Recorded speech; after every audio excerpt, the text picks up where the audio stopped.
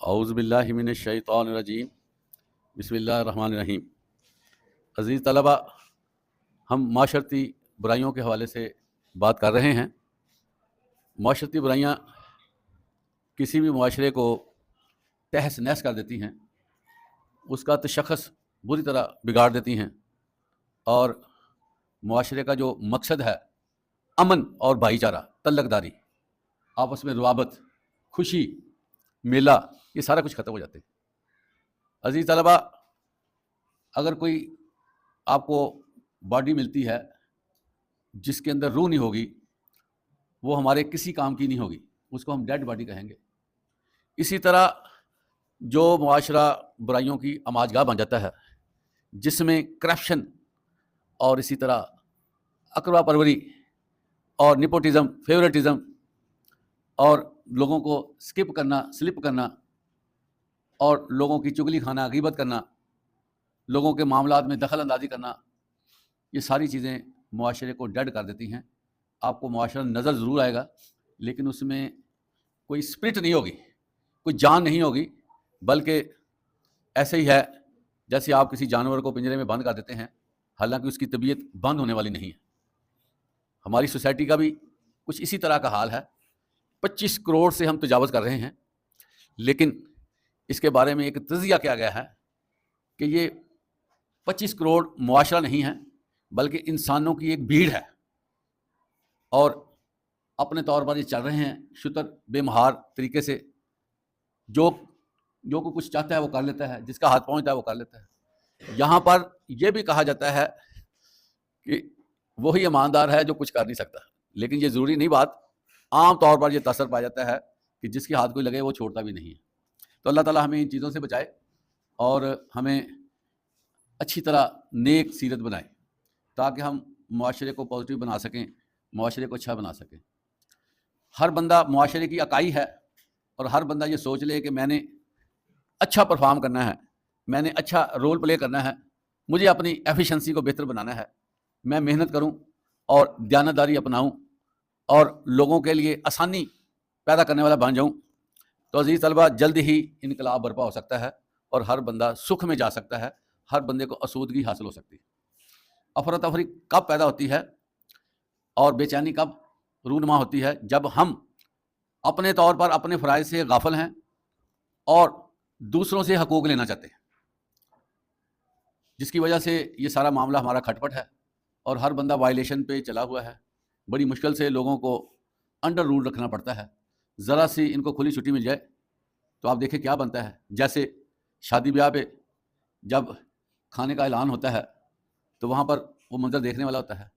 اسی طرح کسی جلسے میں چلے جائیں، کسی پروگرام میں چلے جائیں، تو وہاں پر بھی جب اناؤنسمنٹ ہوتی ہے ریفریشمنٹ کے حوالے سے، تو پھر وہ بھی منظر دید نہیں ہوتا ہے، وہاں پر بھی حالات کس طرح کے ہوتے ہیں یہ آپ کو پتہ ہے۔ یہ ساری چیزیں ہمارے معاشرے کو ریپرزینٹ کرتی ہیں کہ ہمارا معاشرہ کیسا ہے۔ اس وجہ سے بین الاقوامی اقوام ہمارا ٹھٹھا کرتی ہیں اور ہمیں ویٹیج نہیں دیتی، اور ہمیں انہوں نے ان لوگوں میں رکھا ہوا ہے جن کو خیر خیرات دی جاتی ہے کہ یہ لوگ ایسے ہیں جو مانگنے والے ہیں، اور ہم ان کو کچھ نہ کچھ حصہ دے دیا کریں۔ اگر کوئی آفت آ جاتی ہے تو پھر ہم مانگنے کے لیے نکل جاتے ہیں، کوئی کرائسس آتے ہیں تو پھر ہم ڈیمانڈ کرتے ہیں۔ تو ہر وقت ہمارا یہ سلسلہ جاری و ساری رہتا ہے کہ ہمیں کوئی ایڈ دے دے، ہمیں کوئی ہیلپ کر دے۔ تو یہ اس وجہ سے ہو رہا ہے کہ معاشرتی نہ ہماری ہے، ایک جگہ پہ دولت کے انبار ہیں، حساب کتاب ہی نہیں ہے، اتنی رجسٹریاں پڑی ہوئی ہیں کہ وہ گننا بھی مشکل ہے۔ ایک ایسا ایریا ہے جس میں آپ کو پتہ ہے کہ لوگوں کے لیے رہائش کرنے کے لیے ایک کمرہ بھی نہیں ہے، وہ کرائے پہ رہتے ہیں، اور ان کی آنے والی نسل بھی کرائے دینے کے لیے تیار ہے، اور بڑی ہی محدود لائف وہ گزارتے ہیں۔ یہ ساری چیزیں معاشرتی برائیوں کی وجہ سے ہو رہی ہیں۔ اس میں اللہ تعالیٰ نے وسائل کے حوالے سے ہمیں کوئی کمی نہیں رکھی کہ ہم کہیں کہ ہمیں بڑا مسئلہ ہے ہمارے ہاں، بلکہ عام دنیا سے زیادہ اللہ کا شکر ہے کہ ہمارا ملک جو ہے زیادہ بہتر ہے، جس میں زراعت جو کسی بھی قوم کی ترقی کے لیے ریڑھ کی ہڈی کی حیثیت رکھتی ہے، ہمیں سب سے زیادہ دنیا کا بہترین نہری نظام ہمارے پاس موجود ہے۔ اسی طرح پہاڑ ہیں، دریا ہیں جو اللہ تعالیٰ نے ہمیں دیے، اور ہمیں ریگستان کا علاقہ دیا، صحرا دیے، سمندر ہمیں دیا۔ جو کسی ملک کو زندہ رہنے کے لیے ریکوائرڈ چیزیں ہوتی ہیں وہ اللہ تعالیٰ نے ہمیں دی ہوئی ہیں۔ اور یہ جدید تحقیق بھی ہے کہ پاکستان سیر و تفریح کے لیے، سیاحت کے لیے دنیا کے خوبصورت ترین ملکوں میں شامل ہے. جو 10 ملک ہیں ان میں یہ ملک شامل ہے. لیکن ہمارے پاس انفراسٹرکچر کی کمی ہے، ہمارے پاس مسائل ہیں سروسز کے، جس کی وجہ سے ٹورسٹ یہاں پر آتے نہیں ہیں، اور امن و امان کے حوالے سے بھی مسائل موجود ہیں. اس لیے ہم سب کو سوچنا چاہیے عزیز طلباء کہ یہ معاملہ کیسے سیدھا ہو، کیونکہ ساری قومیں نئی نسل کے لیے اچھا انتظام کرتی ہیں. ہر قوم نئی نسل کو ویلکم کرنے کے لیے اپنے نظام کو بہتر بنانے کی کوشش کرتی ہیں. اب ہمارا ہی ملک ہے جو ہم نے اس کو آبزرو کیا ہے کہ پہلے والی نسل آنے والی نسل کو اور زیادہ ٹف ٹائم دینے کے لیے تیار ہے، اور زیادہ مسائل دینے کے لیے تیار ہے. جو بچہ دنیا میں آتا ہے اس کو اسی قدر زیادہ مسائل کا سامنا کرنا پڑ رہا ہے. تو دنیا میں ہم بالکل مختلف ہیں.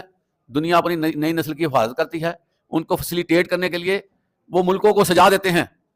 لیکن ہم کیا ہیں، ہم ایسے ایسے مسائل آنے والی نسلوں کے لیے چھوڑ رہے ہیں کہ وہ ساری عمر روتے رہیں تو پھر بھی ان کا رونا ختم نہ ہو. اس لیے جتنی برائیوں کے بارے میں آپ سے بات کی گئی ہے، یہ برائیاں سننے سنانے کے لیے نہیں ہے کہ ہم نے لیکچر سن لیا، ہم نے پڑھ لیا بس کافی ہے. اس کو ہم نے امپلیمنٹ نہیں کرنا. تو یہ ایک منافقت کی شکل بھی ہے کہ علم حاصل کیا لیکن اس پہ پورا نہیں ہو. حدیث مبارکہ ہے، آپ صلی اللہ علیہ وسلم نے یہ فرمایا کہ جس بندے کے کان میں کوئی مسئلہ پڑ جاتا ہے جو قرآن میں ہے یا حدیث صحیحہ میں ہے، وہ اس کے کان میں پڑ جاتا ہے، وہ باؤنڈ ہو جاتا ہے اس پر عمل کرنے کو. اگر وہ نہیں کرتا تو قیامت کے دن اس سے پوچھ ہوگی کہ یہ تمہیں بات کا پتہ چل گیا تھا نا، تمہیں سمجھ آ گئی تھی، تمہیں ٹیچ کر دیا گیا تھا، اب تم نے نہیں مانا، یہ تمہارے سر پہ ہے. قرآن مجید میں بھی اللہ تعالیٰ نے اپنے نبی کو یہ کہہ دیا، انما انت مذکر لست علیہم بمسیطر، اے نبی ہم نے تم کو سمجھانے والا بنا کر بھیجا ہے. کوئی ڈنڈا دے کر نہیں بھیجا، دروغہ بنا کر نہیں بھیجا کہ ان کو لاٹھی سے ہانکو، ان پر تشدد کرو، ان کو زبردستی سکھاؤ. بس اللہ تعالیٰ فرماتے ہیں کہ ہم راہ دکھا دیتے ہیں، کوئی مان جائے تو ٹھیک ہے، نہ مانے تو اس کی مرضی. انا ہدیناہ السبیلا اما شاکرا و اما کفورا، ہم نے راہ دکھا دی ہے، کوئی ہدایت پر آ جائے یا کوئی نافرمانی کرے اس کی مرضی. تو اس لیے یہ نہیں کہنا چاہیے جی وقت آئے گا تو دیکھ لیں گے. عزیز طلبہ، وقت تھوڑا ہوتا ہے، ہمیشہ تھوڑا وقت ہمیشہ ہوا ہے. جو لوگ سست ہیں، غافل ہیں، ان کو اپنے آپ کو سنبھلنے کا موقع نہیں ملنا. پھر ایک ساتھ جس کو ایک لمحہ کہتے ہیں وہ بھی فرشتے کی طرف سے نہیں ملنا، وہ بھی فرشتے نے کہنا ہے بس اب تمہارا کام ختم ہو گیا. اس لیے جو چیز ہم سنیں اس پر عمل کرنے کی کوشش کریں. یہ مسلمان کا شیوہ ہے، ایمان والوں کا شیوہ ہے کہ بات سن کے وہ سمجھتا ہے میرے رب کا حکم آیا، یہ میرے نبی نے فرمایا. اصل مسلمانیت یہی ہے کہ بندہ سن کے کہے کہ میں نے اس پہ عمل کرنا ہے. تو اللہ تعالیٰ ہمیں معاشرتی برائیوں سے بچنے کی توفیق عطا فرمائے اور ہمیں اچھا مسلمان بنائے.